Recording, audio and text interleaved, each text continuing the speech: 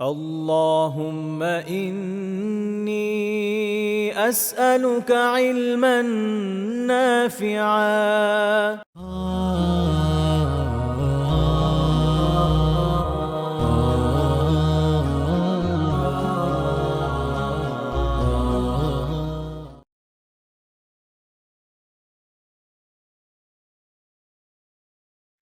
إن الحمد لله نحمده ونستعينه ونصلي على رسوله الكريم وعلى آله وصحبه أجمعين أما بعد রাসূলুল্লাহ সাল্লাল্লাহু আলাইহি ওয়াসাল্লামের পবিত্র জীবন আদর্শ থেকে আমরা কিছু কিছু বিষয় শেখার চেষ্টা করছি আলহামদুলিল্লাহ। সেই সুবাদে আমরা সাহাবীদের সাথে রাসূলুল্লাহ সাল্লাল্লাহু আলাইহি ওয়াসাল্লামের যে আচরণ, তার যে আ আ জীবন আদর্শ থেকে আমরা দেখছিলাম সেই আ পরিক্রমায় আজকে আমাদের পরবর্তী একটি পর্ব। তো আমরা এর আগে যে পর্যন্ত আলোচনা করেছি আলহামদুলিল্লাহ। তারপরে আজকে আমাদের আলোচ্য পয়েন্ট হচ্ছে আ গতদিন আমরা যেটা আলোচনা করেছিলাম শেষে সেটা ছিল যে তিনি তার যে বিশিষ্ট সাহাবীরা তাদের মর্যাদার কথা স্পষ্টভাবে মানুষের কাছে প্রকাশ করতেন যে আ কোন সাহাবীর কি মর্যাদা। যেমন আমরা দেখেছি যে আবু বকর রাদিয়াল্লাহু তাআলা আনহুর যে সুউচ্চ মর্যাদা সেটা আল্লাহর রাসূল সাল্লাল্লাহু আলাইহি ওয়াসাল্লাম সবার সামনে খুব স্পষ্টভাবেই বলতেন। এবং আমরা দেখেছি যে এমনকি ওমর রাদিয়াল্লাহু তাআলা আনহুর সাথে যখন এমন কোন বিষয় হয়েছে যেখানে দেখা গেছে যে উভয়ের মর্যাদার একটা তারতম্যের ব্যাপারটা চলে এসেছে। তখন এটাও সুস্পষ্ট করে দিয়েছেন যে ওমর রাদিয়াল্লাহু তাআলা আনহু থেকেও আবু বকর রাদিয়াল্লাহু তাআলা আনহুর মর্যাদা বেশি। তো এটা একটা আ গুরুত্বপূর্ণ শিক্ষা আমাদের জন্য।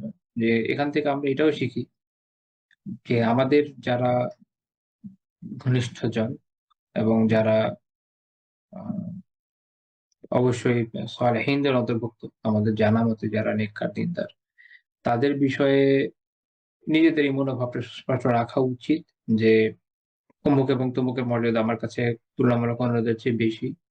এবং এটাও এখান থেকে আমরা শিক্ষা পেতে পারি যে আমরা অন্যদের কাছে এটা সুস্পষ্ট করব যে অন্য যে কারোর চেয়ে অমুক এবং তমুকের মর্যাদা আমার কাছে বেশি বা তার গুরুত্ব আমার কাছে বেশি।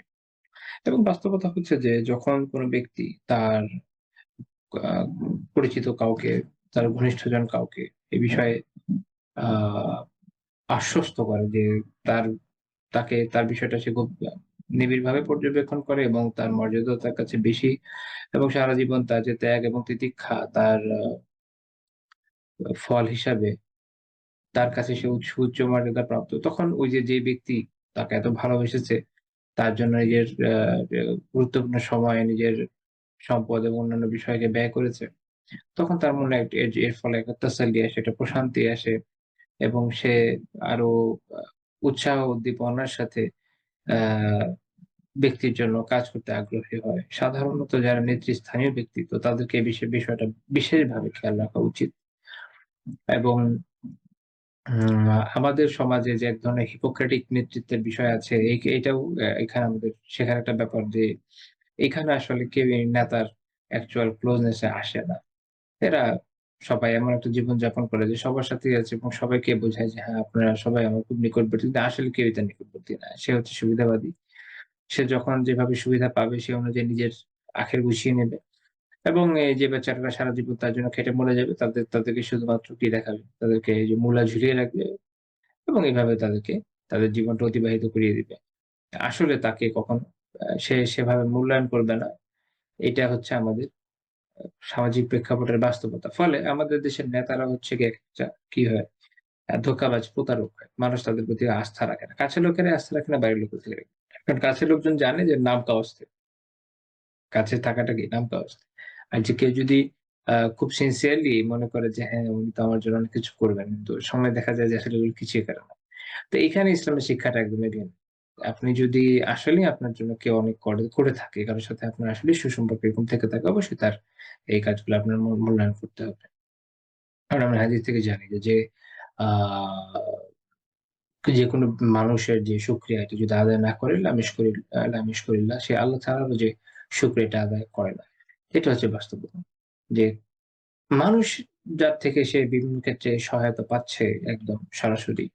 আ তার থেকে সহায়তা পাওয়ার পরে, তার ইহসান পাওয়ার পরে যখন মানুষ তার প্রতি শুকরগুজার হয় না, তার শুকরিয়া আদায় করে না, খুব স্বাভাবিকভাবে সে আল্লাহ তাআলারও শুকরগুজার হবে না। এটা একটা সাধারণ বিষয়। তো এটা খেয়াল রাখা আমাদের জন্য জরুরি। আমরা অনেক সময় যেটা মনে করি যে হ্যাঁ, অমুক তো হ্যাঁ, ঠিক আছে দুনিয়া সবাইকে ধোঁকা দেয়, সবার সাথে প্রতারণা করে, কারো হক আদায় করে না, কাউকে বিশেষভাবে মূল্যায়ন করে না। কিন্তু সে খুব আল্লাহওয়ালা ব্যক্তিত্ব, এটা আসলে হওয়া সম্ভব বলে মনে হয় না। কারণ আল্টিমেটলি সে মানুষের তো শুকরগুজার হচ্ছে না এবং মানুষের কল্যাণকামী সে হচ্ছে না। তো কিভাবে সে আল্লাহ তাআলার দ্বীনকে সঠিকভাবে আপহোল্ড করবে বা কিভাবে সে আসলে আল্লাহ তাআলার শুকরগুজার হবে? এটা তো একটা গুরুতর প্রশ্ন।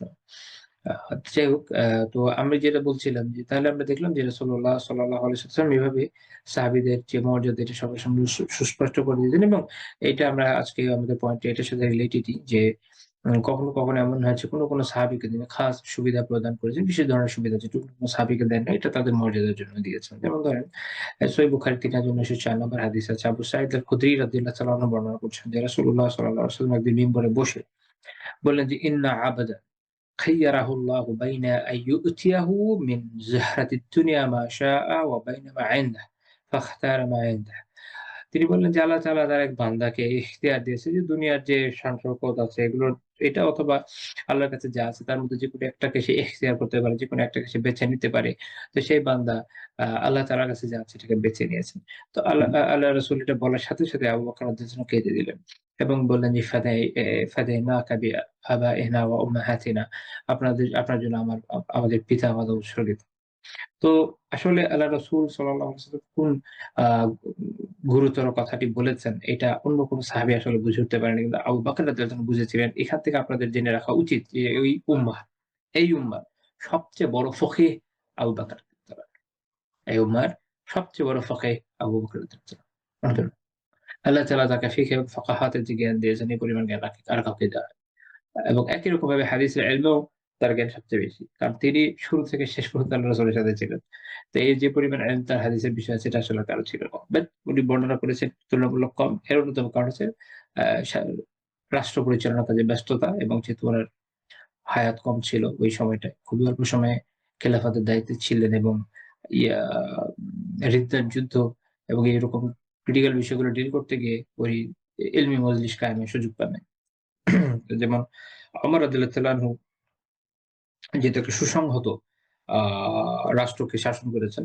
উনার বিভিন্ন জায়গায় প্রচুর প্রাদেশিক গভর্নররা ছিলেন। তাদেরকে উনি অনেক চিঠি লিখেছেন এবং এসব চিঠিতে অনেক দিক নির্দেশনা দিয়েছেন। ফলে এবং সেইসব দিক নির্দেশনাতে অনেক হাদিস বর্ণনা করেছেন। এটা ওমর রাদিয়াল্লাহু তাআলা আনহুর হাদিসগুলো একটা বড় উৎস। এর ফলে উনার থেকে অন্তত একটা বড় অংশের হাদিস পাওয়া যায়। যেটা আবু বকর রাদিয়াল্লাহু আনহু এই সুযোগও পান নাই, ওভাবে করতেও পারেননি বর্ণনা। তো যাই হোক, কিন্তু আপনাদের এটা জেনে রাখতে হবে যে আবু বকর রাদিয়াল্লাহু আনহু সবচেয়ে বড় ফকিহ।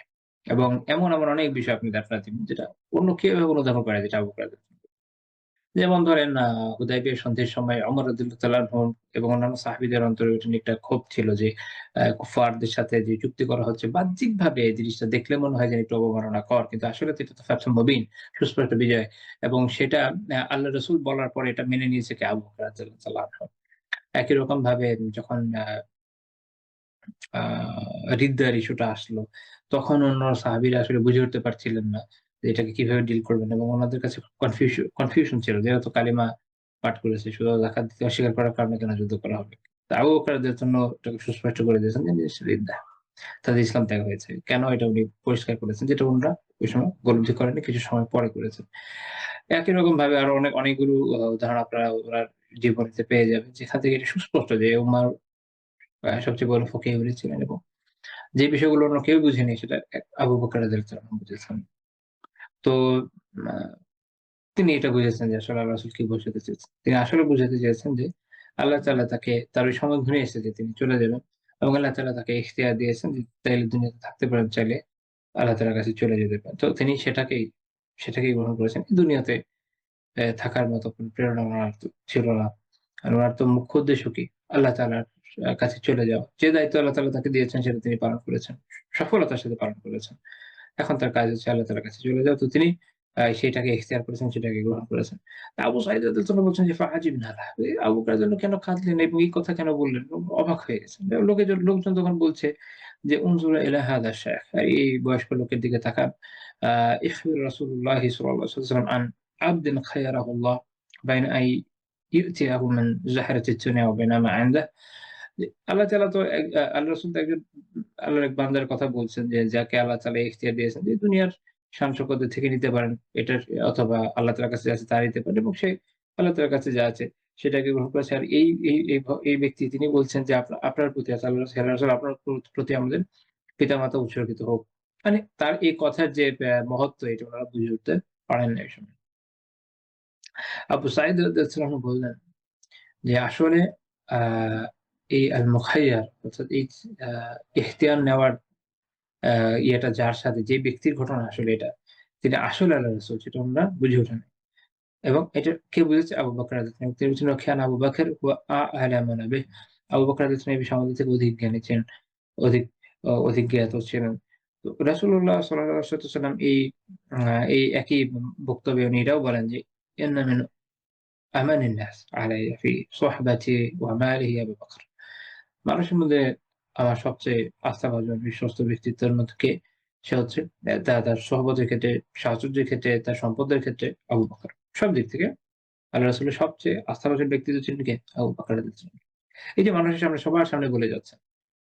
একদম মৃত্যুর আগে বলে যাচ্ছেন। যে এটার একটা বিশেষ ইমপ্যাক্ট ও আছে আমরা পরে দেখব ইনশাআল্লাহ তাআলা।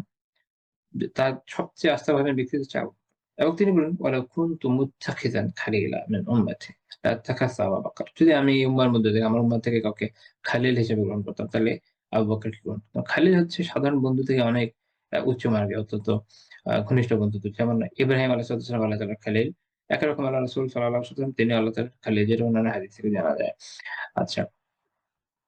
তো তিনি এজন্য বলছেন যে এই উম্মতের মধ্যে যদি গ্রহণ করতাম তো আবু বকরকে করতাম। তার মানে তিনি গ্রহণ করেননি। তিনি বলছেন ইল্লা খুল্লাতাল ইসলাম। তবে তার সাথে আমার সম্পর্ক কিসের? ইসলামের ভ্রাতৃত্বের। এবং তিনি তারপর বলছেন লা ইয়াবকায়ান্না ফিল মাসজিদ খাওখা ফি খাওখাতি আবি বকর। এ ইল্লা খাওখাতা ইল্লা খাওখাতু আবি বকর। তো তিনি বলছেন যে আ মসজিদে কোন খাওখা কি জিনিস? খাওখা হচ্ছে আ এক ধরনের ছোট জানালার মতো থাকে। সূর্যের আলো প্রবেশ করার জন্য বিভিন্ন কামরাতে এটা তৈরি করা হয়। তো এবং কোনো বর্ণনাতে ছোট দরজার কথাও আছে। তো মসজিদে উনি বলছেন যে মসজিদে নববীতে আবু বকর রাদিয়াল্লাহু আনহু যে খাওয়া খায় সেটা ছাড়া আর কোনো কারো খাওয়া থাকবে না।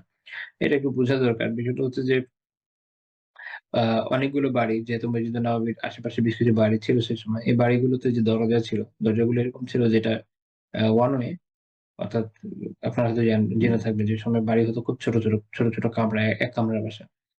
তো যে দরজা থাকতো ওই দরজা দিয়ে মসজিদের ভেতর দিয়ে গিয়ে ওটাতে ঢুকতো।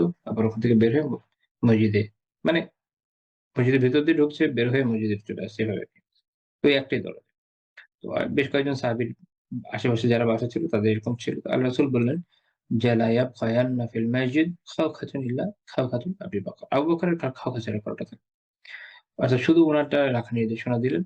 আর বাকিদেরটা বিলুপ্ত করার বাকিগুলোকে বন্ধ করে দেওয়ার নির্দেশনা দিলেন। ফলে যেটা হলো যে অন্যান্যরা সবাই বন্ধ করে দিলেন এবং অন্য দিক দিয়ে দরজা খুললেন।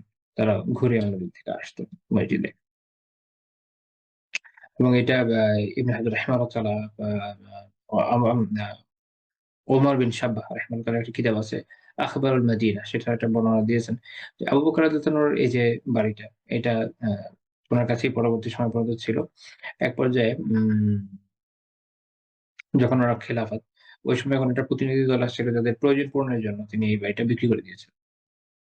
হাফসা রাদিয়াল্লাহু তাআলার কাছে। তিনি ৪,০০০ দিরহাম দিয়ে এই বাড়িটা কিনে নেন এবং হাফসা রাদিয়াল্লাহু তাআলার কাছে এই বাড়িটা ছিল। ওসমান রাদিয়াল্লাহু তাআলার সময় যখন মসজিদ সম্প্রসারণের প্রয়োজনীয়তা দেখা দেয়, তিনি এই বাড়িটা চেয়ে বসেন। তো হাফসা রাদিয়াল্লাহু তাআলা বললেন যে, "তাহলে আমি কাইফা বিতরিকি ইলাল মসজিদ।" আমি মসজিদে তাহলে কিভাবে যাব? মানে ওনার রাস্তা তো এটা দিয়ে, মসজিদে সহজ। খুব ইজিলি চলে যেতে পারেন। তো তখন তারা তাকে বললেন যে, "আপনি এটা দিয়ে দেন। আমরা আপনাকে আরেকটা বাড়ি বানিয়ে সেটাকে এরকম রাস্তা করে দিব।" তো তখন উনি এটা দেন মসজিদ সম্প্রসারণের জন্য। পরে তো এটা মসজিদের ভিতরে চলে আসছে। আ এবং এই হাদিস থেকে মুহাদ্দিসরা অনেক শক্তিশালী ইশারা গ্রহণ করেছেন এই বিষয়ে। ইবনে হাজার রাহিমাহুল্লাহ তাআলা বলছেন যে, "ওয়াফিহি ইশারাতুন কাওয়িয়্যা ইলা ইসতিহকাকিহি লিল খিলাফা।" এখানে আবু বকর রাদিয়াল্লাহু খলিফা হওয়ার যে তিনি যে হকদার অধিক পরিমাণ এই বিষয়ে শক্তিশালী ইশারা রয়েছে। কারণ এটা আল্লাহ রাসূল সাল্লাল্লাহু আলাইহি ওয়াসাল্লামের জীবনের শেষ সময় হয়েছে এবং তিনি এর যেমন এক ইশারা দিয়েছেন যে আবু বকর রাদিয়াল্লাহু আনহু তখন ইমামত করবে। অন্য কাউকে দেননি। একই রকম ভাবে তিনি বলে দিচ্ছেন যে এই দরজা ছাড়া আর কারো আবু বকরের দরজা ছাড়া কারো দরজা খোলা থাকবে না। যেন এটার অর্থ যেন এটা এরকম যে এই যে শাসন ক্ষমতা আসবে সামনে, খেলাফতের বিষয় আসবে। আ লা ইয়াতলুবুন্না আহাদুন আল খিলাফা ইল্লা আবু বকর। যেন এর অর্থ হচ্ছে এরকম যে আবু বকর ছাড়া খিলাফা আর কেউ তলব করবে না, আর কেউ চাইবে না। ফাইন্নাহু লা হারাজা আলাইহি ফি তলাবিহা। উনি যদি এটা চান তাহলে তার জন্য এটা ঠিক আছে, তাতে কোনো সমস্যা নাই।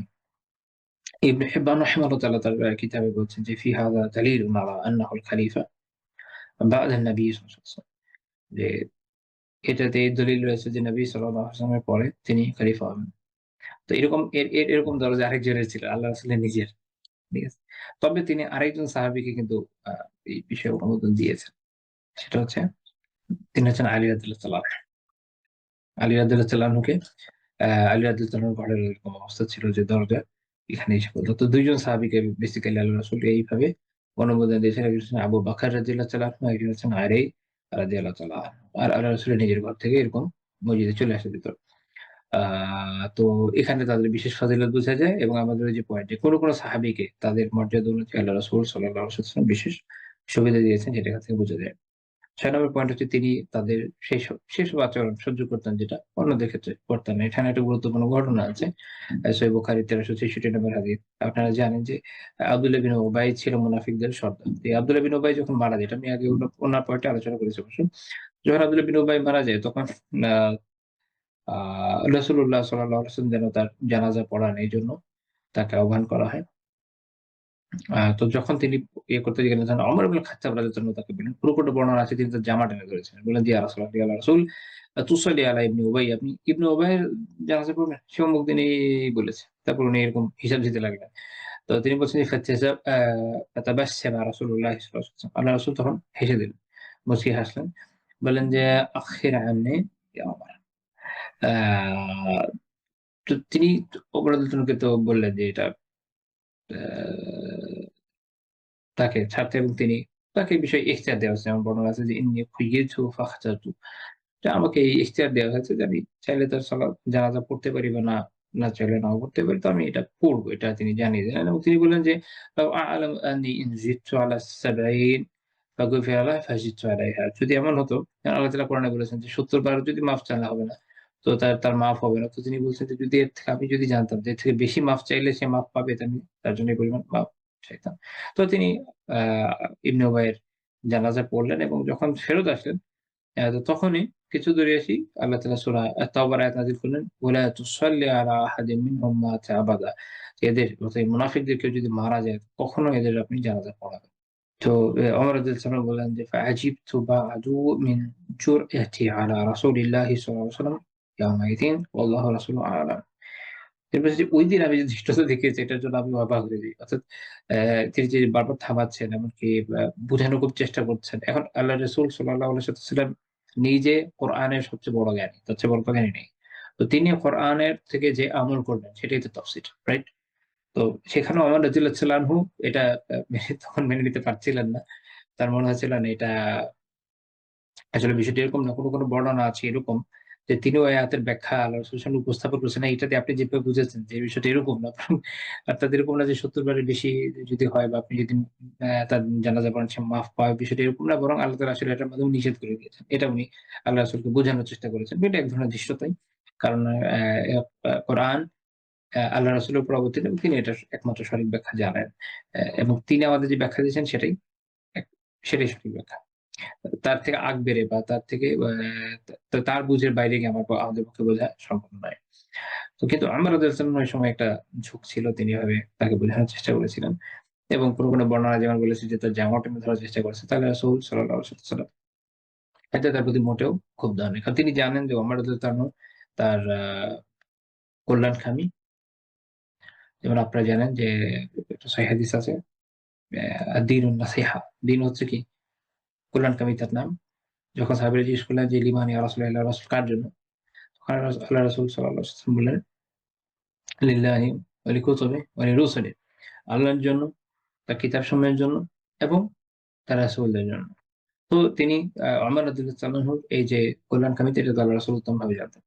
তো স্বাভাবিকভাবে এজন্য তিনি ফোন দেওয়া হন নাই এবং এই বিষয়টাকে মুচকে এসে এড়িয়ে গিয়েছেন। পরে আল্লাহ তাআলা আয়াত নাযিল করে বিষয়টাকে একদমই নিশ্চিত করে দিলেন যে ওই পর্যন্ত ইখতিয়ার থাকলেও আগামীতে এই বিষয়গুলো ইখতিয়ার থাকবে না।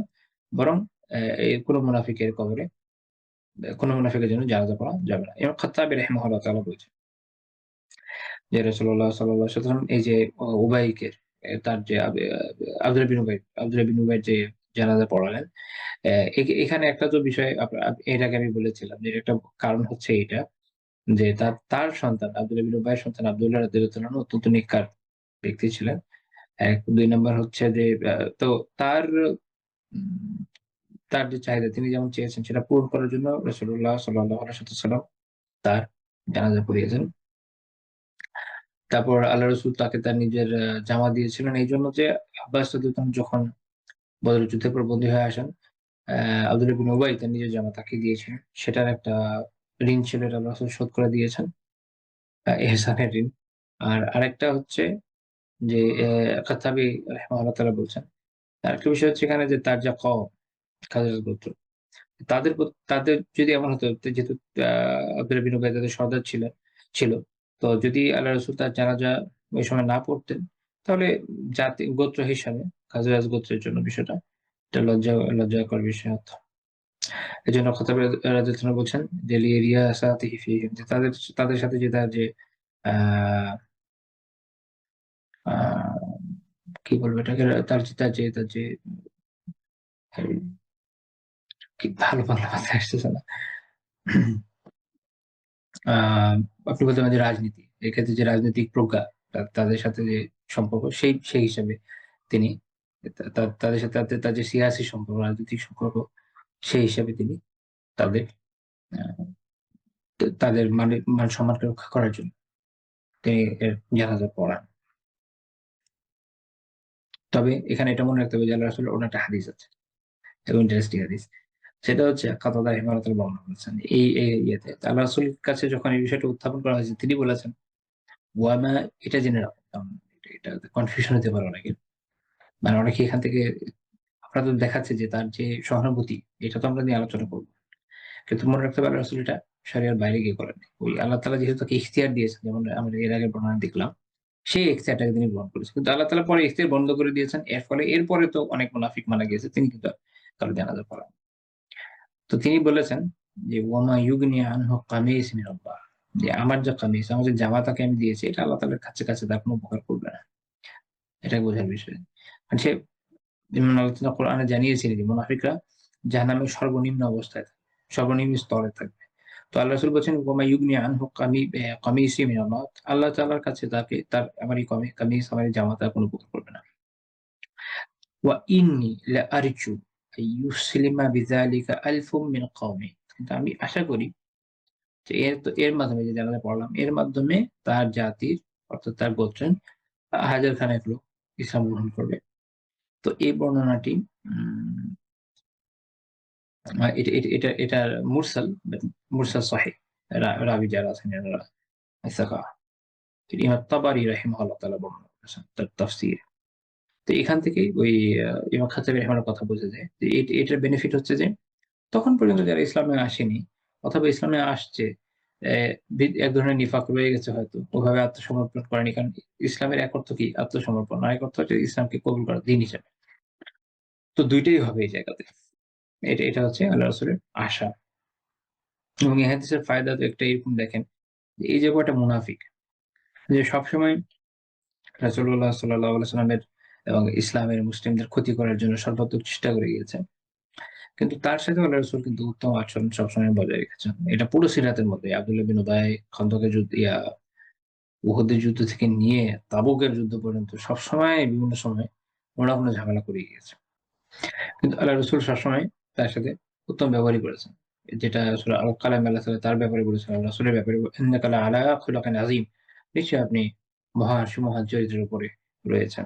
তো এটা এখান থেকে আমরা জানলাম। ২ নাম্বার হচ্ছে, যেমন এই আয়াত থেকে বোঝা গেল যে মুনাফিকদের জন্য মাগফিরাতের দোয়া বৈধ। ইমাম নববী রাহিমাহুল্লাহ তাআলা সহিহ মুসলিমের ব্যাখ্যায় বলছেন, ওয়া ফীহি তাহরিমুস সালাতি ওয়াদ দুআ লাহু বিল মাগফিরা। এখানে তাদের জন্য, এই মুনাফিকদের জন্য জানাজা পড়া এবং তাদের জন্য ক্ষমার দোয়া করা এটা হারাম হওয়ার বিষয়টা জানা গেল। ওয়াল কিয়ামি আলা কবরিহি লিদ-দুআ, এবং তাদের কবরের সামনে দাঁড়িয়ে তাদের জন্য দোয়ার জন্য তাদের কবরের কাছে দাঁড়ানো, দোয়ার জন্য তাদের কবরের কাছে দাঁড়ানো যে হারাম সেটাও জানা গেল। এটা বোঝা দরকার যে যেখানে মুনাফিকদের ব্যাপারে বিধানটা এত কড়া, সেখানে কাফের মুশরিকদের সাথে বিধানটা কিরকম। তো অনেক সময় আমরা বর্তমান ওয়ার্ল্ড ভিউর সামনে এত বেশি আত্মসমর্পিত হয়ে যাই যে শরিয়তের বিধান বাদ দিয়ে নিজেদের মনে যে আসে সে অনুযায়ী করতে বেশি স্বাচ্ছন্দ্য বোধ করি। আল্লাহ তাআলা আমাদেরকে হিদায়াত দান করুন। আচ্ছা, এরপরের পয়েন্ট হচ্ছে যে সাহাবীদেরকে রাসূলুল্লাহ সাল্লাল্লাহু আলাইহি ওয়াসাল্লাম কাউকে কত বিশেষ দায়িত্ব দিতেন। এটা আসলে একটা বিশাল আলাপ আলোচনার জায়গা। দেখবেন যে প্রচুর সাহাবীকে তিনি অনেক গুরুত্বপূর্ণ দায়িত্ব দিয়েছেন। যেমন ধরেন আ আলী রাদিয়াল্লাহু তাআলা আনহুকে ইয়েমেনে বিচারক প্রশাসক হিসেবে পাঠিয়েছেন। মুআয বিন জাবাল রাদিয়াল্লাহু তাআলা আনহুকে বিচারক ও প্রশাসক হিসেবে পাঠিয়েছেন। আল হাযরামী রাদিয়াল্লাহু তাআলা আনহুকে বাহরাইনে বিচারক ও প্রশাসক হিসেবে পাঠিয়েছেন। এরকম বিপুল পরিমাণ সাহাবীকে তিনি বিভিন্ন জায়গাতে নিযুক্ত করেছেন, বিভিন্ন গুরুত্বপূর্ণ দায়িত্ব দিয়েছেন। এমনকি তার নিজের পারিবারিক অনেক দায়িত্বও আ যেমন বিলাল রাদিয়াল্লাহু তাআলা আনহুকে তিনি দিয়েছেন। আমরা একটা বর্ণনা যদি দেখি আব্দুল হাউজারী তিনি বর্ণনা করছেন যে হালব সিরিয়ার শহর, সেখানে বিলাল রাদিয়াল্লাহু তাআলার সাথে তার দেখা হলো। তিনি বলেন যে, বিলাল, রাসূলুল্লাহ সাল্লাল্লাহু আলাইহি ওয়াসাল্লামের পরিবারের ভরণ-পোষণের কিভাবে ব্যবস্থা হতো এটা আমাকে জানান। তো তিনি বিলাল রাদিয়াল্লাহু বলেন যে, আল্লাহ নবী সাল্লাল্লাহু আলাইহি ওয়াসাল্লামকে রাসূল করে পাঠানোর পর থেকে তার মৃত্যু পর্যন্ত তিনি তার পরিবারের যাবতীয় বিষয়ের দায়িত্বে ছিলেন। অর্থাৎ তার যে আয় ব্যয় খরচের বিষয়গুলো এটা বিলাল রাদিয়াল্লাহু তাআলা করতেন। এবং তিনি বললেন যে আল্লাহ রাসূলের কাছে কোনো বস্ত্রহীন মুসলিম যদি আসে তাহলে তিনি তাকে প্রয়োজনীয় ব্যবস্থাগুলো নির্দেশ দিতেন এবং তিনি তখন ধার করতে বের হতেন। এটা খুব আ চিন্তার বিষয়। দেখেন যে দেখা গেল কোন মুসলিম এলো যার আর্থিক অবস্থা ভালো না, তার তো কাপড়-চোপড় নেই। রাসূলুল্লাহ সাল্লাল্লাহু আলাইহি ওয়াসাল্লাম বিলাল রাদিয়াল্লাহু আনহুকে বলছেন যে তার জন্য প্রয়োজনীয় ব্যবস্থা নিতে, এবং তিনি কি করছেন? তার কাছে নেই টাকা। তিনি চলে যাচ্ছেন ধার করতে। সেই ধার দিয়ে তিনি কি করলেন? যে তার জন্য কাপড় কিনে এনে তাকে পরিয়ে দিলেন, তাকে খাওয়ালেন। এরকম করতেন তিনি। এখান থেকে আমাদের শিক্ষার ব্যাপার হচ্ছে এই যে অন্যান্য মুসলিম ভাইদের জন্য সর্বাত্মকভাবে নিজেদের সামর্থ্য মোতাবেক কাজ করা কতটুকু জরুরি। এখন আমি আপনাদেরকে এর আগেও বলেছি যে ইসলামের শিক্ষাটা এটাই যে আমরা যখন কারো জন্য করি, এটা করি কি লিওয়াজিহিল্লাহ, আল্লাহ তাআলার সন্তুষ্টির জন্য। যেমন আল্লাহ তাআলা আমাদেরকে শিখিয়েছেন, লা নুরিদু মিনকুম জাযাআন ওয়ালা শুকুরা। তো তোমাদের থেকে আমরা না কোনো প্রতিদান চাই, আর ইভেন কোন যে মৌখিক শুকরিয়া জানাবো ওটাও চাই না। আমাদের একটাই লক্ষ্য, সেটা কি? আল্লাহ তাআলার সন্তুষ্টি। ওইটা যখন আমরা করব ওইভাবে, তখন দেখবেন আমাদের কাজগুলো আসলে আল্লাহমুখী হবে। তো এইভাবে করতে পারলেই একমাত্র আল্লাহ রাসূলের এসব শিক্ষার উপর আমল করা সম্ভব, নয়তো যথেষ্ট কঠিন। কে যাচ্ছে এখন অন্যান্য মুসলিম ভাইয়ের অভাব দূর করার জন্য, অন্যদের কষ্টকে দূর করার জন্য ধার কর্জ করবে? এটা তো দূরের বিষয়। আমরা তো, যে আমি এর আগেও বলেছি যে আমরা হচ্ছে আমাদের সব খরচ-টরচ করার পর এক্সট্রা যদি থাকে কখনো ৳২-৳৪, ওটা একটু দান খয়রাত করা, বন্যার দিনী কাজে ব্যয় করার চেষ্টা করি। কিন্তু আ কষ্ট করে নিজের উপার্জনের একটা বড় অংশকে ব্যয় করা বা দিনী কাজের প্রয়োজনের জন্য হন্যে হয়ে যাওয়া যে আমি কিভাবে এই কাজটা করব? কিভাবে আমি এই কাজে সাহায্য করব? এটা কিন্তু আমাদের মধ্যে নাই। তো যাই হোক, তিনি বলছেন যে আমি তার জন্য কাপড় কিনে পরিয়ে দিতাম, আহার করাতাম। তো এই অবস্থায় এক মুশরিক সে বলল কি যে, "বিলাল, আমার অনেক সম্পদ আছে। তুমি আর কারো কাছ থেকে ধার না করে আমার থেকে নাও।" তো উনি তাই করলেন। এটা আসলে ছিল ট্রিক। এই মুশরিকের এটা ছিল একটা কি ট্রিক। সে চাচ্ছিল যেভাবে বিলাল রাদিয়াল্লাহু আনহুকে এবং রাসূলুল্লাহ সাল্লাল্লাহু আলাইহি ওয়াসাল্লামকে কোন এক সময় এই সুযোগে একটু ঝামেলায় ফেলা যেন দিতে পারে, এই চেষ্টা সে করছিল। কারণ যেহেতু ধার আছে, চাইলেই ধরে ফেলা যায়। তো বিলাল রাদিয়াল্লাহু আনহু বলছেন যে, একদিন আমি ওযু করে সালাতের জন্য আযান দিতে উঠি। এই সময় মুশরিক একদল ব্যবসায়ীর সাথে আসছে, এসে বলছে যে, "ব্যবসায়ী।" তারপরে তিনি বললেন যে, "আমি তো উপস্থিত আছি।" তারপর সে বর্ণনাটা হচ্ছে এরকম যে, সে তাকে কটূক্তি করল। কটু ভাষায় কিছু কথা বলল এবং বলল যে, "তুমি জানো মাসে কয়দিন বাকি আছে?" রাদিয়াল্লাহু বললেন যে, "মাস তো প্রায় শেষ।" তো সেই লোক বলল যে, "অ্যা আর ৪ দিন আছে। মাস শেষ হতে ৪ দিন আছে। কাজেই আমি তোমাকে ঋণের পরিবর্তে যে ধরে নিয়ে যাব, যদি ৪ দিনে না দিতে পারো। আর মেষপাড়ায় রাখাল বানিয়ে ওকে আগের অবস্থায় ফিরিয়ে দিবে।" অর্থাৎ আগে যেহেতু উনি এরকম রাখালের কাজ করতেন, তাকে ওই অবস্থায় ফিরিয়ে দিবে। এইরকম হচ্ছে তার কথা। যেহেতু যদি ঋণ না দিতে পারে তাহলে তাকে ধরে নিয়ে যাবে, আবার দাস বানিয়ে ফেলবে, এটা হচ্ছে তার পয়েন্ট। তো তখন ঈশা সালাত আদায় করে তিনি আল্লাহ রাসূলের সাথে দেখা করলেন, গিয়ে বললেন যে আমার পিতামাতা আপনার জন্য কোরবান হোক, আমি যে মুশরিক ব্যক্তির কাছ থেকে ধার নিয়েছিলাম সে আমাকে এই কথা বলেছে, আর আমার এই ঋণ পরিশোধের সামর্থ্য নেই, আপনারও নেই আমারও নেই। অর্থাৎ এটা খুব এরপরে আলোচনাটা আহ, হৃদয় বিদারক, কিন্তু এখান থেকে আমাদের সেখানে একটা বিষয় আছে। তিনি বললেন যে সে আমাকে অপদস্থ করবে, কাজেই আহ, আগে ইসলাম গ্রহণ করেছে এমন কোন মুসলিম জনপদ আমাকে পালিয়ে যাওয়ার অনুমতি দেন, আমি ততদিন লুকিয়ে থাকি যতদিন না আল্লাহ তাআলা তার রাসূল সাল্লাল্লাহু আলাইহি ওয়াসাল্লামকে এই সম্পদের ব্যবস্থা করে দেন, যা দিয়ে আমার ঋণ পরিশোধ হবে। দেখেন, আল্লাহ রাসূল সাল্লাল্লাহু আলাইহি ওয়াসাল্লাম কিন্তু এখন মদিনাতে এখানে শাসন করছেন, এবং তার সম্পদের অবস্থা এরকম যে বিলাল রাদিয়াল্লাহু আনহু নিজে জানেন, বুঝতে পারছেন যে তা দিয়ে এই ঋণ যে পরিমাণ হয়ে গেছে এটাকে শোধ করা যাবে না। এদিকে সে যদি তাকে ধরে নিয়ে যে ৪ দিন পর তার অবস্থা ভালো হবে না। তো তিনি পালিয়ে যাওয়ার যে চিন্তা করছেন।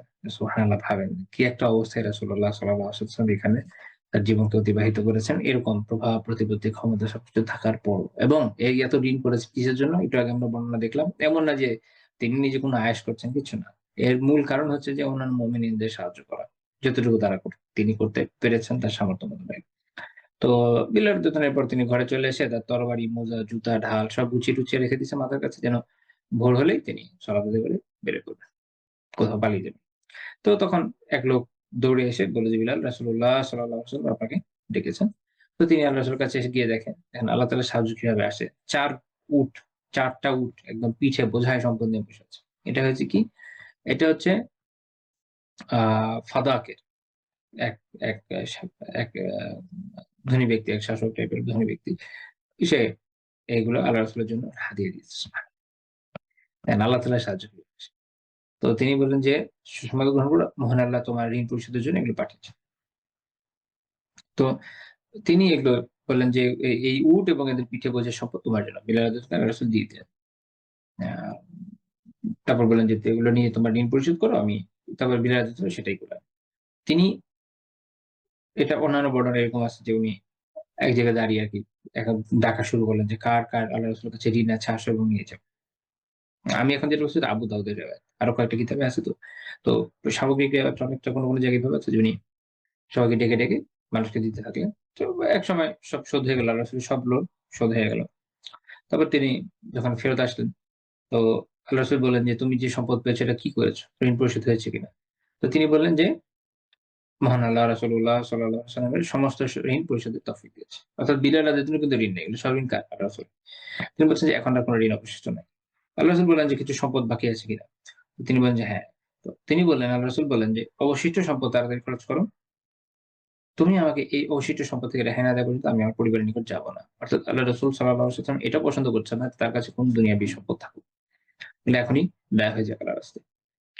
তো ঈশা সালাতের পরে তিনি ডেকে বললেন যে, "এখন কি অবস্থা? মানে তোমার দেওয়া যে সম্পদের কি অবস্থা কি?"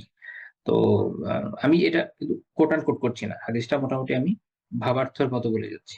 তো অর্থাৎ বক্তব্য সবসময় আল্লাহ রাসূলের হুবহু কথা হবে এরকম না। এটা সতর্ক করে দিচ্ছি, এটা হাদিস বর্ণনার একটা রীতি অনুযায়ী। যে হুবহু আল্লাহ রাসূলের শব্দ সবসময় আমি কোট করছি না। এই হাদিসটা অনেক বড়, যেহেতু আমি এটাকে একটু ভাবানুবাদ কি বলে শর্ট করে এটাকে শুধু মূল ভাবটা আপনাদের সাথে উপস্থাপন করছি। কিছু জায়গায় হুবহু কোট করছি, কিছু জায়গায় ভাবটা বলে যাচ্ছি। আচ্ছা। তো বিলাল রাদিয়াল্লাহু আনহু বললেন, যেগুলো আমার কাছেই আছে। কেউ আসে নাই। এখন আল্লাহ রাসূল যে বলেছেন দিয়ে দিতে, বিলাল রাদিয়াল্লাহু আনহু ওয়েট করেছেন। ঈশা সালাত পর্যন্ত নেওয়ার মতো কেউ নাই। কাকে দিবেন? কাউকে তো আসতে হবে। তো রাসূলুল্লাহ সাল্লাল্লাহু আলাইহি ওয়াসাল্লাম কিন্তু তার কথা রেখেছেন। উনি ওই রাত মসজিদে কেটেছেন। ওই রাত মসজিদে ছিলেন। এমনকি পরের দিন ইশার সালাত আদায় করে তিনি তখন মসজিদে। তিনি তখন বাসায় যান নাই। কথা রেখেছেন। যে তোমার কাছে যে মাল ছিল এটার অবস্থা কি? তখন তিনি বললেন যে, "আল্লাহ তাআলা আপনাকে তা থেকে চিন্তামুক্ত করেছেন।" অর্থাৎ এখন সব দান হয়ে গেছে। তো আল্লাহ রাসূল আ তাকবীর দিলেন। আল্লাহ তাআলার প্রশংসা করলেন। বললেন যে তিনি জানালেন যে তিনি আশঙ্কা করছিলেন ওই সম্পদ তার কাছে থেকে যাওয়া অবস্থায় তার মৃত্যু হবে। অর্থাৎ রাসূলুল্লাহ সাল্লাল্লাহু আলাইহি ওয়াসাল্লাম এটা চাইতেন না যে তিনি এমন অবস্থায় তার মৃত্যু হোক যে তার কাছে এই সম্পদটা থাকুক। তারপর তিনি স্ত্রীর কাছে গেলেন। তো আমরা এখানে দেখলাম যে তিনি বিলাল রাদিয়াল্লাহু আনহুকে কি পরিমাণ তার উপর নির্ভর করতেন, কিভাবে তাকে দায়িত্ব দিয়েছেন। আচ্ছা, বিলাল রাদিয়াল্লাহু আনহুকে আযাদ করেছে কে? আবু বকর রাদিয়াল্লাহু আনহু। কিন্তু সবসময় তিনি কার খিদমত করেছেন? রাসূলুল্লাহ সাল্লাল্লাহু আলাইহি ওয়াসাল্লাম। এবং আল্লাহ রাসূল তার প্রতি এই পরিমাণ ডিপেন্ড করেছেন যে তার যে আয় ব্যয়ের বিষয়, তার যে ব্যয়ের বিষয়, তার যে পরিবার চলতে যে খরচ এবং অন্যান্য ক্ষেত্রে যত যা প্রয়োজন আছে, এখানে যে খরচের ইস্যু আছে এটার দায়িত্ব তিনি বিলাল রাদিয়াল্লাহু আনহুকে দিয়ে রেখেছিলেন এবং বিলাল রাদিয়াল্লাহু আনহু ওনাদের থেকে এই অথরিটিতে আল্লাহ রাসূলের নামে লোন নিতেন। তো এখানেও আমাদের এটা শিক্ষার বিষয় যে যদি নির্ভরযোগ্য সাথী হয় অবশ্যই তাকে তার উপর নির্ভর করা যেতে পারে এবং তার সাথে আ ইকোনমিক্যাল এই ধরনের দায়িত্ব তাকে দেওয়া যেতে পারে।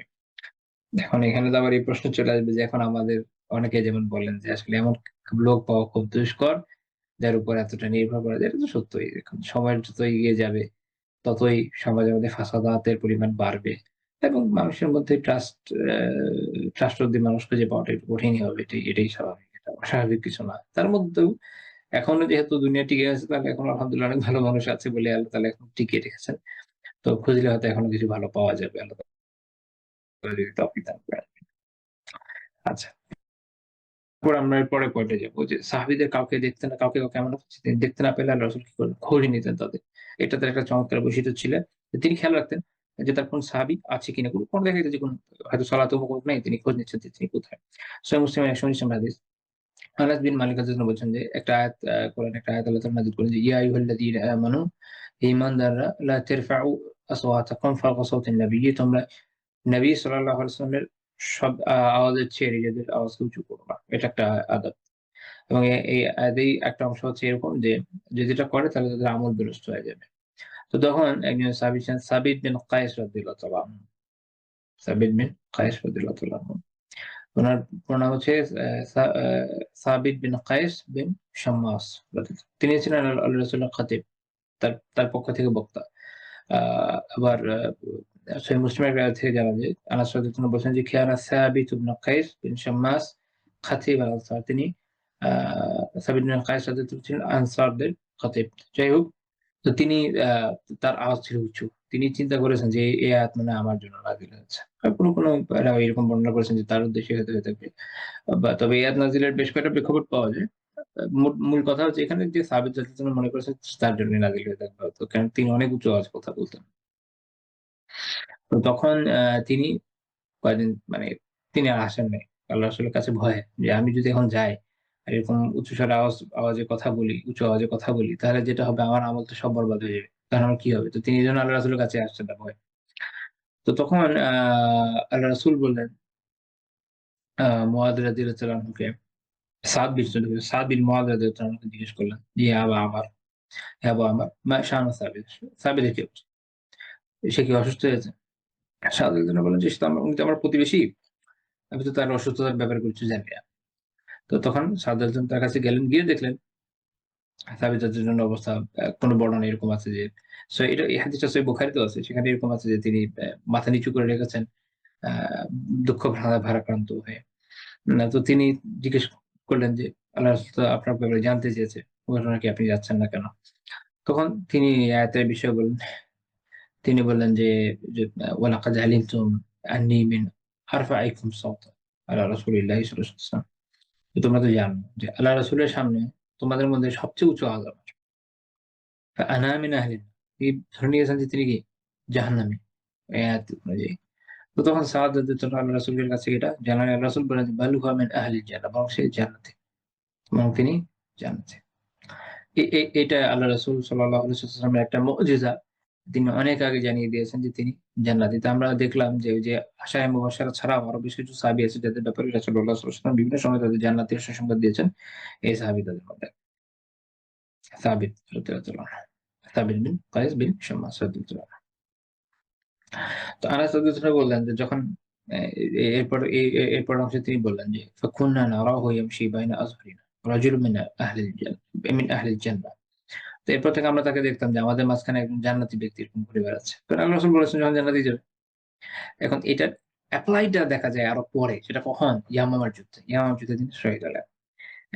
ইমাম আবু ইয়ালা রাহিমাহুল্লাহ তার মুসনাদে বর্ণনা করছেন। আনাস রাদিয়াল্লাহু আনহু বললেন যে যখন ইয়ামামার দিন হলো। ইয়ামামা এইখানে হচ্ছে মুসাইলামাতুল কাযযাব ভণ্ড নবী তার বিরুদ্ধে মুসলিমরা জিহাদ করেছিল। তো সেদিন যখন যুদ্ধ প্রচন্ড অবস্থা ধারণ করল, তিনি কাপড় পরলেন, তিনি গায়ে সুগন্ধি লাগালেন। ওয়াতাকাদ্দামা ফাকাতাল হাত্তা কুতিল। তিনি এরপরে এগিয়ে গেলেন এবং শহীদ হওয়া পর্যন্ত জিহাদ করতে থাকে। এটা হচ্ছে মুসনাদের ৩৩৩১ নম্বর হাদিস। শেখ হোসাইন আনসারী মাকসুদ রাহিমাহুল্লাহ তাআলা সনদকে সহিহ বলেছেন। তো দেখেন তিনি যে শহীদ হবেন এটা তো আগে থেকে জানার উপায় নেই। কিন্তু আল্লাহ রাসূল সাল্লাল্লাহু আলাইহি ওয়াসাল্লাম আগে থেকেই বলে দিয়েছেন যে সে জান্নাতে যাবে। কিভাবে জান্নাতে যাবে এটা হচ্ছে তার ওয়ে, তিনি শহীদ হয়েছেন। এটা আল্লাহ রাসূলের একটা মুজিজার মধ্যে ঘটনা। যেখানে আমরা দেখলাম যে এই যে একজন সাহাবীর ব্যাপারে খোঁজ নেওয়া যে উনি আসেন নাই। এটা হচ্ছে একজন আদর্শ নেতার বৈশিষ্ট্য যে তার অনুসারী, তার আশেপাশে যারা আছেন যতজনই থাকুক তাদের ব্যাপারে খেয়াল রাখেন এবং তার ওই স্মরণশক্তি থাকে। ওই বিষয়ে সে সচেতন হয়। আ আর আমাদের এখানে তো অনেক ক্ষেত্রে বিষয়টা হচ্ছে এরকম, আপনি যদি গিয়ে কথা বলেন, অনেক নেতা বা এই ধরনের ব্যক্তিত্ব যারা থাকে, বড়সড় ব্যক্তিত্ব যারা, তখন অনেকের বিষয় হচ্ছে এরকম যে এত লোকের কথা তো মনে রাখা যায় না। তারা কি করে আ কিছু কমন কিছু ডায়ালগ আছে। যারা কখনো করেছেন পলিটিক্স হতে জানেন যে দেখা যায় যে গেলে, "হ্যাঁ, ভাই চিনতে পারছেন আমি তমুক।" "আরে তমুক, হ্যাঁ, তুমি যে কোথা থেকে আসছিলো?" তারপরে বললেন যে, "আমি ওই যে অমুক জায়গায়।" "হ্যাঁ, হ্যাঁ, হ্যাঁ, অমুক জায়গায়, রাইট, রাইট।" মানে এমনভাবে বলবে যে, "ভাই আমি তো জানি, আরে তোমাকে আমি চিনতে পারছি। তা কি অবস্থা? অনেকদিন পরে দেখা হইছে।" কমন কিছু কথা। কিন্তু আসলে তার মনেও নাই আপনি কে। আদৌ আপনার সাথে কোথাও দেখা হয়েছিল কিনা এগুলো তার মনেও নেই, এগুলো খেয়াল করার সে চেষ্টাও করে না। কিন্তু এটা আমরা দেখি আল্লাহ রাসূলের জীবন থেকে যে আদর্শ একজন একজন নেতা তার বৈশিষ্ট্য কি হওয়া উচিত? যে অনুসারীদেরকে খেয়াল রাখবে। একই রকমভাবে বন্ধু-বান্ধবদের ক্ষেত্রে যদি আপনি চিন্তা করেন, আসহাবের ক্ষেত্রে, আপনার নিজের সাথীদের ক্ষেত্রে, তাহলে একজন আদর্শ ব্যক্তির বৈশিষ্ট্য হচ্ছে যে নিজের বন্ধু-বান্ধব তারপরে এরকম যারা সঙ্গী সাথী রয়েছেন তাদের ব্যাপারে খেয়াল রাখবে। কেউ যদি আজকে না আসে, কি সমস্যা না সমস্যা এটা জানার চেষ্টা করবে। এরকম আরেকটা ঘটনা বলা যায়, ইমাম নাসাই রাহিমাহুল্লাহ সুনানে উল্লেখ করেছেন, যেখানে বর্ণনা হচ্ছে এরকম যে একজন ব্যক্তি একদিন আসলেন। তার সাথে তার ছেলে ছিল। রাসূল বললেন যে, "আতুহিব্বুহু, তুমি কি তাকে ভালোবাসো?" তিনি বললেন যে, "আহাব্বাকা আল্লাহু কামা আহিব্বু।" আমি তাকে যেরকম ভালোবাসি আল্লাহ আপনাকে এরকম ভালোবাসেন। অনেক ভালোবাসি আরকি। তো এক এ এ সে বাচ্চাটা, সে ছেলেটা মারা গেল। তো উনি অনুপস্থিত, সেই ব্যক্তি, যে সাহাবী কারীম অনুপস্থিত। আল্লাহ রাসূল তাকে বললেন পরে যে, "মা ইয়াসুররুক আল্লা তা'তি বাবাম মিন আবওয়াবিল জান্নাহ।" এটা কি তোমাকে আনন্দিত করবে না যে তুমি জান্নাতের দরজার সময় কোন একটা দরজায় গেলে, ইল্লা ওয়াজাদতাহু ইনদাহু ইয়াফতাহু লাক। যে তুমি যেখানে গেলে তোমার এই সন্তানকে পাবে এবং সে তোমার জন্য দরজাটি খুলে দিবে। অর্থাৎ এই সন্তান তো জান্নাতে আগেই চলে গেছে। এবং সে তোমার জন্য সেখানে দরজা খুলে দিবে। তো এতে তোমাকে আনন্দিত করবে না? তো এভাবে আমরা দেখি যে রাসূলুল্লাহ সাল্লাল্লাহু আলাইহি ওয়াসাল্লাম সাহাবীদের খোঁজ খবর রাখতেন যে অমুক কেন নেই? এবং তার যে ব্যথার বিষয়টা, তার যে বেদনার বিষয়টা, তার যে কষ্টের বিষয়টা সেটাকে দূর করে দিতেন। সাহাবীদের জন্য ঘটনার ক্ষেত্রেও কিন্তু এটাই হয়েছে যে তার তার যে টেনশনের বিষয়, তার যে চিন্তার বিষয় আল্লাহ সেটাকে দূর করেই দিচ্ছেন। যে না, জাহান্নামী না, বরং তুমি তো জান্নাতি। আবার আরেকটা ঘটনা যেমন আমরা দেখলাম যে তার ছেলেকে নিয়ে যে পেইন ছিল এটাকে দূর করে দিয়ে আরো আরো আনন্দের বিষয় তৈরি করে দেওয়া হলো। হ্যাঁ, এই দুনিয়া থেকে চলে গেছে, তোমার অগ্রগতি হয়েছে। সে থাকবে জান্নাতে, তোমাকে সা অভিবাদন জানানোর জন্য। তুমি যখন যাবে জান্নাতে তখন তোমাকে বরণ করে নেওয়ার জন্য। তো ইবনে হাজার রাহিমাহুল্লাহ ফাথুল বারীতে সনদকে সহিহ বলেছেন। আ তারপরে দেখা যায় যে যখন যুদ্ধ চলত, এরকম সময় দেখবেন বিভিন্ন সিরাতের ঘটনার কিতাবগুলোতে যে বর্ণনাগুলো পাওয়া যায়। বিভিন্ন সাহাবীদেরকে তিনি বিশেষভাবে খোঁজ করতেন যে তমুক কোথায়, তমুক কোথায়, তমুক কোথায়। তো প্রচুর বর্ণনা পাওয়া যায়। যেমন সাদ বিন আর-রাবি রাদিয়াল্লাহু তাআলার ঘটনা। উহুদ যুদ্ধের দিন রাসূলুল্লাহ সাল্লাল্লাহু আলাইহি ওয়াসাল্লাম তাকে খুঁজছিলেন এবং তখন সাহাবীকে তিনি এটা বলে পাঠালেন যে, "যদি তাকে পাও তাহলে আমার পক্ষ থেকে সালাম জানিয়ে দিও।" এবং তাকে জিজ্ঞেস করল যে, "কাইফা তাজিদু?" কি অবস্থা? কি অবস্থা পেলি? তো সে সাহাবী মৃতদের ভিতরে খুঁজতে তাকে পেলে। তার শরীরে ৭০ টার মতো তীর, বল্লম, তলোয়ারের আঘাত সব মিলে সুবহানাল্লাহ। মানে কি পরিমাণ যুদ্ধ তিনি করেছেন। যে পড়ে যাওয়ার আগ পর্যন্ত এত লড়াই করেছেন যে এতগুলো আঘাত হয়েছে। তো তিনি বললেন, "ইয়া সাদ, হে সাদ, ইন্না রাসূলাল্লাহি সাল্লাল্লাহু আলাইহি ওয়াসাল্লাম ইয়াকরাউ আলাইকা সালাম।" আল্লাহ রাসূল আপনাকে সালাম দিয়েছেন। ওয়া ইয়াকুলু লাক খাব্বিরনি কাইফা তাজিদ। তো আ তারপর তিনি সালামের জবাবে দিলেন। বললেন যে, "আলা রাসূলিল্লাহিস সালাম।" আল্লাহ রাসূলের উপর সালাম। ওয়া আলাইকুম সালাম, এবং আপনার প্রতিও সালাম। তো তারপর তিনি বললেন যে তাকে বলে দিয়েন, "ইয়া রাসূলাল্লাহ, আজিদুনি অ্যা আজিদু রিহাল জান্নাহ ওয়া কুল লিকাওমিল আনসার।" যে আমি তো জান্নাতের সুগন্ধ পাচ্ছি। আমার যে অবস্থা আমি আমার অবস্থায় পৌঁছেছি আমি জান্নাতের সুগন্ধ পাচ্ছি। মুহাদ্দিসিন এটা ব্যাখ্যা করেছেন। হতে পারে আসলেই উনি পাচ্ছিলেন হাকিকিভাবে কারণ এর কিছুক্ষণ পরে উনি মারা গিয়েছেন। ২ হচ্ছে উনার ওই ইয়াকিন হয়ে গেছে ইনশাআল্লাহ আমি জান্নাতে যাচ্ছি। তো তিনি বললেন যে আনসারকে আমার কওমকে আমার জাতি আনসারকে বলে দিন যে লা উযরা লাকুম ইনদাল্লাহ আই ইয়াখলুসা ইলা রাসূলিল্লাহি সাল্লাল্লাহু আলাইহি ওয়াসাল্লাম ওয়া ফীকুম শুফর ইয়াতাইফ। তিনি বলছেন যে আমার জাতিকে আনসারকে এটা বলে দিয়েন যে আল্লাহ তাআলার কাছে তোমাদের কোনো ওযর থাকবে না। যদি তোমাদের চোখের পাতার পলকও পড়ে এরকম অবস্থায় তোমরা আছো, তখনও যে আল্লাহ রাসূল যদি একা হয়ে যায়, তোমরা যদি তার পাশে না দাঁড়াও তাহলে কিন্তু আল্লাহ রাসূলের এই তাকে একা রেখে দেওয়ার তোমাদের যে ত্রুটি, এটার জন্য আল্লাহ তাআলার কাছে কোন ওযর আপত্তির সুযোগ তোমরা পাবা না। তো কিছুক্ষণ পর তিনি মারা যান। ইমাম হাকিম রাহিমাহুল্লাহ তার কিতাব আল-মুস্তাদরাক উল্লেখ করেছেন। মুস্তাদরাক সহিহাইনের ৪,৯৯৬ নম্বর হাদিস। ইমাম হাকিম রাহিমাহুল্লাহ মতে সহিহ, ইমাম যাহাবী রাহিমাহুল্লাহ মতে সহিহ। তো এখানে আমরা দেখলাম যে এই যে আল্লাহ রাসূল সাল্লাল্লাহু আলাইহি ওয়াসাল্লাম স্পেসিফিকলি একজন সাহাবী সাদ বিন আর-রাবি রাদিয়াল্লাহু তাআলা খোঁজ করছেন যে এই যে যুদ্ধের ময়দানে তার কি অবস্থা, তিনি কোথায়, কি হালাতে আছেন এবং কয়েকজনকে বলে দিচ্ছেন যে যদি পাও তাহলে তাকে আমার পক্ষ থেকে আ সালাম দিও। এখানে খেয়াল করার বিষয় যে প্রচন্ড যুদ্ধের মধ্যে মানুষ কার কথা মনে রাখে। আর আপনারা জানেন যে উহুদের যুদ্ধে রাসূলুল্লাহ সাল্লাল্লাহু আলাইহি ওয়াসাল্লাম নিজে আহত হয়েছেন। তাই না? তিনি নিজে আহত হয়েছেন, তার দাঁত শহীদ হয়েছেন, আ প্রচুর ক্ষত হয়েছে শরীরে। কিন্তু তিনি তখনও সাহাবীদের কথা খেয়াল রাখছেন। সাহাবীদের খোঁজখবর নিচ্ছেন। এই যে একটা বিশাল উদার হৃদয়, এটা একটা অত্যন্ত গুরুত্বপূর্ণ শিক্ষা। সাধারণত জেনারেলরা তাদের অধস্তন যারা যুদ্ধে থাকে সৈনিকদের হোক, এমনকি ছোটখাটো অফিসারদের কথা মনে রাখেন। ইসলামে শিখা দেয়। এটা আপনি পরে সাহাবীদের জীবনেও পাবেন। যে এত বড় যুদ্ধ যেগুলো হয়েছে ইয়ারমুকের যুদ্ধ, কাদেসিয়ার যুদ্ধ, তারপর হচ্ছে সিকরের যুদ্ধ, যত যুদ্ধ হয়েছে।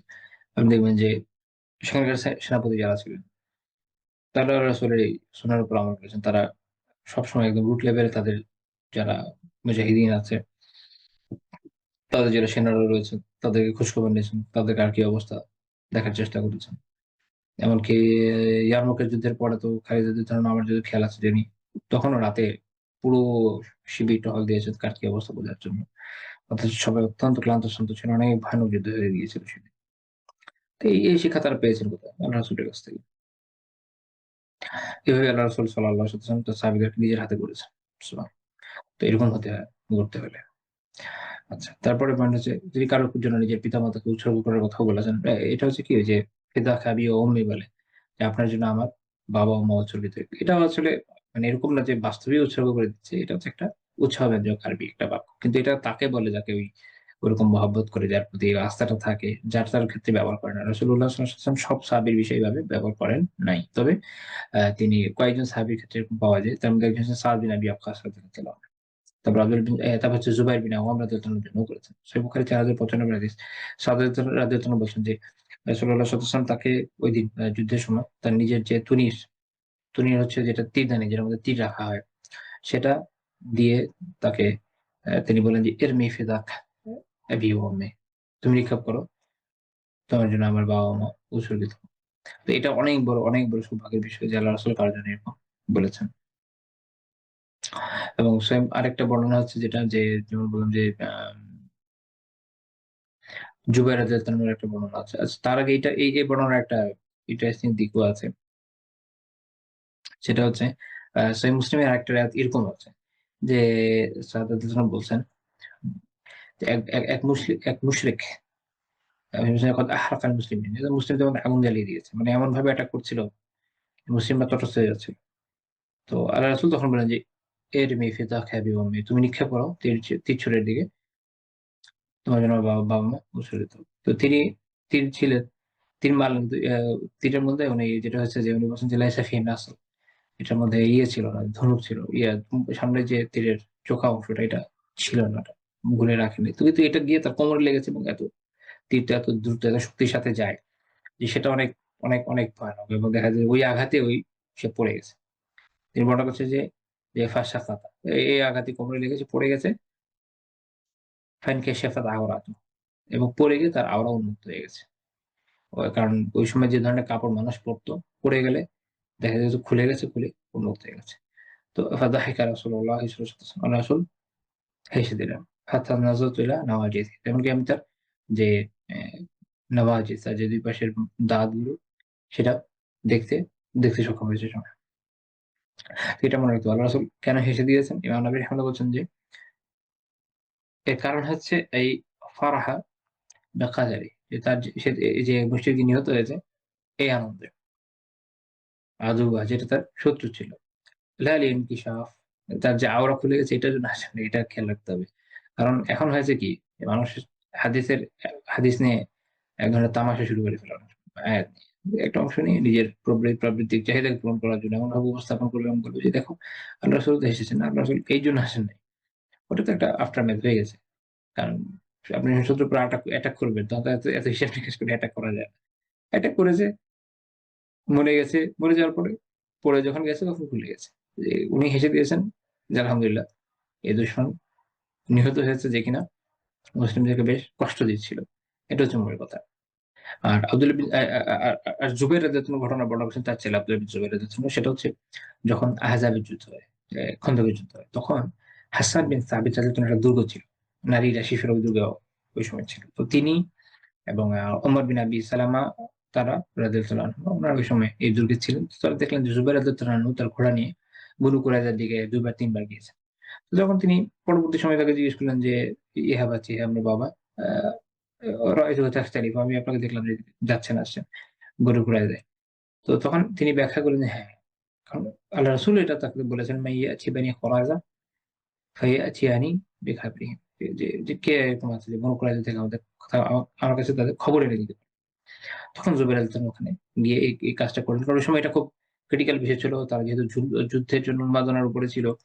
এই সময় মূল বাহিনীকে বাদ দিয়ে একা গিয়ে গোপনে খবর নিয়ে আসা কিন্তু কঠিন কাজ। কারণ ওরা দেখতে পেলে তো হামলা করে দিবে।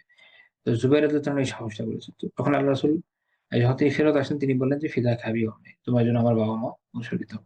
এভাবে তিনি এই ২ জন সাহাবীকে বলেছেন। আর এই কারণে ইমাম আহমদ রাহিমাহুল্লাহ বলেন যে, কাউকে এভাবে বলা যে, "ফিদাকা আবি ওয়া উম্মি", এটা মুতলাকান জায়েজ। এটা কোন সমস্যা নেই, বলা যেতে পারে। সেই যে হাদিসটা সহিহ বুখারী ৩৭২০ নম্বর হাদিস। রাসূলুল্লাহ সাল্লাল্লাহু আলাইহি ওয়াসাল্লাম তার সাহাবীদের মৃত্যুতে ব্যথিত হতেন। এরকম বেশ কয়েকটা ঘটনা আছে যে তার সাহাবীদের মৃত্যুতে তিনি ব্যথিত হয়েছেন, অশ্রুসিক্ত হয়েছেন। যেমন সহিহ বুখারীর ১২৪৬ নম্বর হাদিস। আনাস রাদিয়াল্লাহু আনহু বলছেন যে এটা হচ্ছে ইয়ের যুদ্ধের কথা, মুতার যুদ্ধের কথা। তো তখন ১ম এ আপনারা জানেন যে মুতার যুদ্ধে এক পরপর ৩ জন সাহাবী সেনাপতি হিসেবে শহীদ হয়েছেন। ১ম হচ্ছে যায়েদ রাদিয়াল্লাহু আনহু, তারপরে আব্দুল্লাহ বিন রাওয়াহা রাদিয়াল্লাহু আনহু, ইয়া ও এর মাঝখানে আপনার জাফর বিন আবি তালিব রাদিয়াল্লাহু আনহু। তাহলে হচ্ছে যায়েদ রাদিয়াল্লাহু আনহু, জাফর রাদিয়াল্লাহু আনহু, তারপর আব্দুল্লাহ বিন রাওয়াহা রাদিয়াল্লাহু আনহু। তাহলে রাসূল বলছেন যে তিনি এটা বর্ণনা করছিলেন মদিনাতে বসে, বসে। এটা তার একটা মুজিজা যে আল্লাহ তাআলা তাকে জানিয়ে দিচ্ছিলেন। তিনি বলছেন যে আখাযা রায়াহ যায়েদুন ফাওসিব, পতাকা যায়েদ ধরেছে। তারপর তিনি বলছেন যে সে শহীদ হয়ে গেছে। সুম্মা আখাযাহা জাফর ফাওসিব, এরপর জাফর তাকে ধরেছে, পতাকা ধরেছে, পতাকা নিয়ে। ওই সময় যুদ্ধের নীতি ছিল যে ইউজুয়ালি অনেক ক্ষেত্রে যেটা হতো যে পতাকার জন্য একজন স্ট্যান্ড বেয়ারার থাকতো। তার কাজ ছিল এই পতাকায় সমুন্নত রাখা। পতাকা আগেকার দিনে যুদ্ধে অত্যন্ত গুরুত্বপূর্ণ। খুবই। আপনারা দেখবেন যে প্রাচীন যেকোনো ইস্যুর মধ্যে এরকম যুদ্ধের মধ্যে পতাকার বর্ণনা লাগবে। তখন তো আর এরকম ছিল না যে বাংকারের ভিতরে সেনাপতি বসে থাকবে আর ফোর্স এখানে ওখানে যুদ্ধ করবে। তখন সিস্টেম ছিল এরকম যে ২ ফোর্স মুখোমুখি হতো। একটা দল যে জিতে গেছে এটা বুঝার উপায় হচ্ছে আরেক দলের কাছে যে পতাকা আছে ওটাকে নামিয়ে ফেলে সে জায়গায় নিজেদের পতাকা উত্তোলন করা বা তাদের ওই পতাকাকে ধ্বংস করে দেওয়া। তো যখন পতাকা অদৃশ্য হয়ে যেত, পতাকা হচ্ছে সেন্টার পয়েন্ট। ওটা দেখে সেনারা বুঝতো যে আমরা এখনো আছি লাইনে। মানে এত দূর থেকে তো আর কিছু বোঝা যায় না। এটাই বোঝা যায় উঁচুতে আমাদের পতাকাটা উঠছে এখন মাঝখানে বিশাল লাঠি দিয়ে। তো যখন এটা কেটে ফেলা হতো বা পতাকা পড়ে যেত, পতাকা যে ধারণ করছে সে মরে যেত। এই পতাকা যখন পড়ে যেত তো সেনারা বুঝতো যে আমরা হেরে গেছি, তখন তারা সতর্ক হয়ে যেত। আবার কখনো দেখা যেত সাদা পতাকা উঠিয়ে দিয়েছে এটার জায়গায় নিজেদের পতাকার জায়গায়, তার মানে যুদ্ধ শেষ হয়ে গেছিল, থেমে যেত। এরকম বিভিন্ন সাইন ছিল। যেটা পতাকা খুব গুরুত্বপূর্ণ, খুবই গুরুত্বপূর্ণ। তো সাধারণত যুদ্ধগুলোতে হচ্ছে পতাকা এটার জন্য আলাদা একজন ব্যক্তি থাকতো। আপনারা দেখবেন যে বদর যুদ্ধ, উহুদের যুদ্ধ, অন্যান্য যুদ্ধে মুসলিমদের বিভিন্ন সময় বিভিন্ন পতাকা বাহক ছিলেন। মুহাজিরদের থাকতেন একজন, আনসারদের থাকতেন একজন এবং মূল বাহিনীর একজন থাকতেন। তবে এই যুদ্ধে মুতার যুদ্ধে দেখা গেছে যে সেনাপতি নিজেই পতাকা বহন করছেন। তো ১ম বার করেছেন যায়েদ রাদিয়াল্লাহু আনহু, উনি শহীদ হয়েছেন। তারপরে জাফর রাদিয়াল্লাহু আনহু উনি শহীদ হয়েছেন। তারপর তিনি সুম্মা আখাযাহা আব্দুল্লাহ ইবনে আব্দুল্লাহ ইবনে রাওয়াহাতা ফাউসি। এরপরে আব্দুল্লাহ ইবনে রাওয়াহা রাদিয়াল্লাহু আনহু নিয়েছেন, তিনি শহীদ হয়ে গেছেন। তো তারপর আনাস রাদিয়াল্লাহু আনহু বর্ণনাকারী তিনি বলছেন যে, "ওয়া ইন্না আইনাই রাসূলিল্লাহি সাল্লাল্লাহু আলাইহি ওয়াসাল্লাম ইয়াতাসরিফান।" রাসূল সাল্লাল্লাহু আলাইহি ওয়াসাল্লাম থেকে তখন অশ্রু প্রবাহিত হয়ে যাচ্ছে। তিনি যেটা বলছেন যে এটা হচ্ছে তার এই যে আবেগ, তার এই যে একের পর এক সাহাবীরা তারা শহীদ হয়েছেন। রাসূল সাল্লাল্লাহু আলাইহি ওয়াসাল্লাম এরকম না যে তাদেরকে জিহাদে পাঠিয়ে দিয়েছেন, তারা একের পর এক মারা যাচ্ছেন এবং তিনি এটা জানছেন এখানে বসে। আ তার মধ্যে অনুভূতি নেই এরকম না। তিনি সাহাবীদের মৃত্যুতে ব্যথিত হতেন। তো এটা আমরা বুঝলাম যে নিজেদের সাথীদের মৃত্যুতে ব্যথিত হওয়া এটা সবরের খেলাফ না। এটা সবরের খেলাফ না। অনেকে মনে করে সবরের খেলাফ না, সবরের খেলাফ না। কারণ আল্লাহ রাসূল যেটা করেছেন ওটাই সুন্নাহ, ওটাই সঠিক। ওটাই অ্যাকচুয়াল সবর। তার থেকে তো আমরা সবর শিখব। আমরা তো তার থেকে আগ বেড়ে যাব না। তার পিছনে থাকব। তো এখানে আমরা দেখলাম যে তিনি সাহাবীদের মৃত্যুতে ব্যথিত হলেন এবং অশ্রু সিক্ত হলেন। সুন্নাহ তিরমিজির একটা হাদিস আছে। এই ৯৮৯ হাদিস, ৮৯ ৯৮৯ নম্বর হাদিস। সেখানে আরেকজন সাহাবী ওসমান বিন মাযউন রাদিয়াল্লাহু আনহু বর্ণনা আছে। আয়েশা যেন বলছেন যে নবী সাল্লাল্লাহু আলাইহি ওয়াসাল্লাম ক্বাব্বালা ওসমান ইবনে মাযউন ওয়া হুয়া মাইয়িত ওয়া হুয়া ইয়াবকি। আল্লাহ রাসূল সাল্লাল্লাহু আলাইহি ওয়াসাল্লাম ওসমান বিন মাযউন রাদিয়াল্লাহু আনহু তখন মারা গিয়েছেন। তার মৃতদেহে তার কপালে চুমু দিয়েছেন এবং তিনি তখন কাঁদছিলেন। রাসূল কাঁদছিলেন এবং কোন বর্ণনা আছে যে আইনাহু তাসিফান, তার ২ চোখ অশ্রুসিক্ত হচ্ছিল, অশ্রু প্রবাহিত হচ্ছিল ২ চোখ থেকে। তিরমিজি ইবনে বলছেন হাদিস হাসান সাহিহ।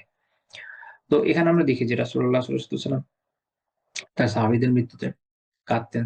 এ বিষয়ে তিনি ব্যথিত হতেন। এই ব্যথাগুলো তার মধ্যে থাকত। তো এটা আমরা দেখি যে আ একজন আদর্শ নেতার বৈশিষ্ট্য, যিনি এবং আদর্শ সাথীরও বৈশিষ্ট্য। যিনি তার সাথী বা তার অধস্তন যারা, তাদের ব্যাপারে আ সবসময় সচেতন এবং তাদের দুঃখ কষ্টগুলোর ব্যাপারে সচেতন। আমরা এর আগেও দেখেছি, কিছুক্ষণ আগে একদম আমরা দর্শের শুরুতে দেখেছি যে তিনি তাদের প্রয়োজন পূরণের জন্য নিজে ধার করছেন। আ আ নিজে এই পরিমাণ ধার করছেন যে একজন মুশরিক অপদস্থ করার মতো সুযোগ নেওয়ার চেষ্টা পর্যন্ত করেছেন। আবার আমরা দেখছি যে তাদের সাহাবীদের ব্যথা বেদনায় তিনি নিজেও আক্রান্ত হচ্ছেন, তাদের কষ্টগুলোকে তিনি অনুভব করছেন। যে অসাধারণ তার বৈশিষ্ট্য ছিল, সুবহানাল্লাহ। এটা সাধারণত কিন্তু এরকম আ সো কল্ড ওয়ার্ল্ড লিডারদের মধ্যে পাওয়া যায় না। বরং যে যত বড় ওয়ার্ল্ড লিডার হচ্ছে, মানে সেকুলার দুনিয়াতে বলেন, এটা প্রাচীনকাল থেকে এখন পর্যন্ত ওয়ার্ল্ড লিডার বড়সড় হওয়ার মানে হচ্ছে তারা মনেই করে নেয় যে এর মধ্যে কোনো রহম-টহম থাকা যাবে না। এটা বেরহম হইতে হবে। হ্যাঁ, বাস্তব কিন্তু। আপনি দেখেন যে বড় যত লোক আছে তাদের এই যে এগুলা, তাদের ঐতিহাসিক ক্যারেক্টার যারা, তাদের এই যে এগুলো আলাপ আলোচনা থাকবেই তাদের বইপত্রে। সেটা যাকে ধরেন, যে চেঙ্গিস খান হোক, তৈমুর লং হোক, আ আলেকজান্ডার দ্য গ্রেট হোক, আ পরবর্তী সময়ে যারা আসে, ফ্রান্সে শার্লামেন হোক বা আ স্টালিন হোক, এভরিবডি প্রত্যেকের ভাবটা হচ্ছে এরকম যে তারা কি মনে করে যে মানুষের সামনে কাঁদা যায় না। মানুষের সামনে নিজের দুর্বলতা প্রকাশ করা যাবে না। নিজেকে সবসময় এক লৌহ মানব দেখাতে হবে এবং নিজের কাছের লোক মরে গেলেও একদম খুব শক্ত হয়ে দাঁড়িয়ে থাকবে। যেমন কি বিশাল মানুষ তিনি। কিন্তু রাসূলুল্লাহ সাল্লাল্লাহু আলাইহি ওয়াসাল্লামের জীবনী থেকে আমরা দেখি তো এই বিষয়গুলোর এইসব অদ্ভুত লৌকিকতা তার ভেতর ছিল না। তিনি সাহাবীদের ব্যথায় ব্যথিত হচ্ছেন, তাদের শাহাদাতের খবরে ব্যথিত হচ্ছেন, তিনি কাঁদছেন। এগুলো লুকানোর কোন চেষ্টা তার ভিতর নাই। সহজ সরল অনাড়ম্বর জীবন। এই বৈশিষ্ট্যগুলো তাকে অন্যান্য এসব নেতাদের থেকে একদমই আলাদা। এখানেই নবুয়ত এবং দুনিয়াবী নেতৃত্বের মধ্যে পার্থক্য। তো আল্লাহ তাআলা আমাদের বিষয়গুলো বোঝার, জানার এই অনুযায়ী আমাদের যে সম্পৃক্ত বিষয় আমলগুলো রয়েছে তা করার তৌফিক দান করেন। আ আমি দুঃখিত, আজকে আমলগুলো ভয়ানক রকমের বসে আছে। তারপর আমি যথাসম্ভব চেষ্টা করেছি উপস্থাপন করার। ক্ষমা সুন্দর দৃষ্টিতে দেখবেন আশা করি। সুবহানাকাল্লাহুম্মা বিহামদিকা লা ইলাহা ইল্লা আনতা আস্তাগফিরুকা ওয়া আতুবু ইলাইক।